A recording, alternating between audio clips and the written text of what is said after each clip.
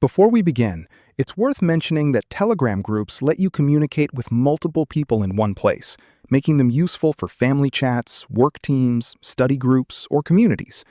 In this video, I'll walk you through how to create a group on Telegram Web. Please like and subscribe if this video helps you. Once you're on your chat home screen, look at the bottom left corner. You'll see either a pencil icon. Go ahead and click on it. From the menu, select New Group. Next, Telegram will ask you to add members. Browse through your contact list or use the search bar to type in usernames or phone numbers. Simply click on the contacts you'd like to add. Don't worry if you forget someone. You can always add more members later. Once you've selected your initial members, click the next arrow at the bottom right.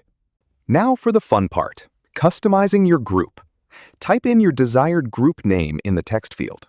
You can also click on the camera icon next to the name to upload a custom group photo or avatar. When you're happy with the name and photo, click the checkmark icon or Create Group button to make it official. Telegram will instantly create your new group and open the group chat.